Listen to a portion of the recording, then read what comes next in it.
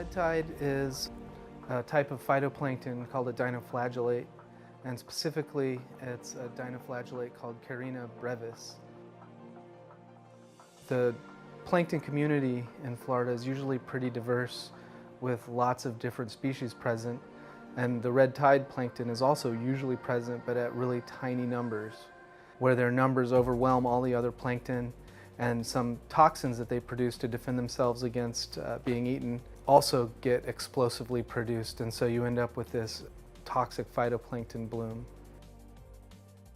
One thing with red tide, Carina brevis, is that when those waves crash, you could actually rupture the cells and it'll release those brevetoxins into the atmosphere. A lot of beachgoers are having respiratory issues and dizziness, and pretty much right after they come out of the water or if they're walking along the beach. One of the major things that affects coastal ocean and Gulf water quality comes from runoff from land. So we need to be really careful about what kind of materials we let enter our waterways, because those eventually make it to the ocean. The extremes that are happening this summer may be impacting fish populations much larger than typical, and other wildlife too. Obviously we're hearing things about endangered species dying, sea turtles and manatees and dolphins and so on. So I think they're kind of the most at risk. Any population that is endangered or threatened or in decline, you hit them with something big like this and that further sets back their populations. Fighting the source of those nutrients, or removing the source of those nutrients, or dealing with the source of the nutrients is the key. If I could change one thing, it would change the regulations that we have on how fertilizers can be used and on how much maintenance sewage systems and septic tanks need, so that we can reduce the amount of plant nutrients that are getting washed into the water. And one way that we can attack that problem as a society is by making sure that when we have elections that we vote for politicians that are in favor of regulating things like that. Treating the water, restoring the natural flow, I think those are two big things that we need to do in order to stop this big bloom occurring once it does come on shore. I don't think we're ever going to stop red tide. Again, it's natural.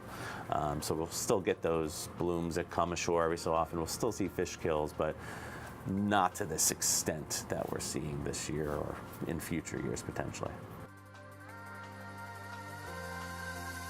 The red tide bloom this year started on kind of southwest Florida around the Naples and Fort Myers area, and has been slowly migrating northward.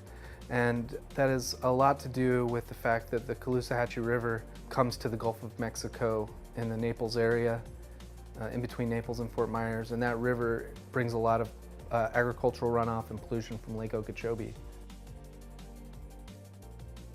The other area that's adding nutrients to the system is us. Every resident in Florida, really, particularly Central and South Florida, fertilizing our lawns, fertilizing our plants in our landscapes and so on. And that might not seem like you're affecting it, but small contributions add up in large numbers. And this is kind of goes back to the whole idea of overfishing, right? When people are saying, oh, we have to put limits on your catch, they first point the finger at commercial fishermen. They're the big ones. They go out and pull out a lot of the fish. It's their fault.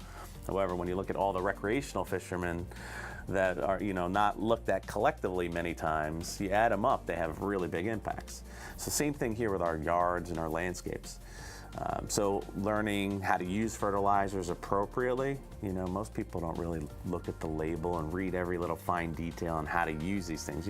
Spread it on the lawn. Well, yeah, that might be okay, but is it going to rain in an hour or two? That means that fertilizer might just wash away before it actually gets into the roots. So I think, again, going back to education and awareness, once people know what types of effects they could potentially have and how it may contribute to this problem, I think that's when people start changing their actions and behaviors. but also giving them kind of a guide on how to do that is important too. We need to take action, and we need to start making a difference into seeing a better future for our ocean. We need to see what we can do to improve our ocean in the future.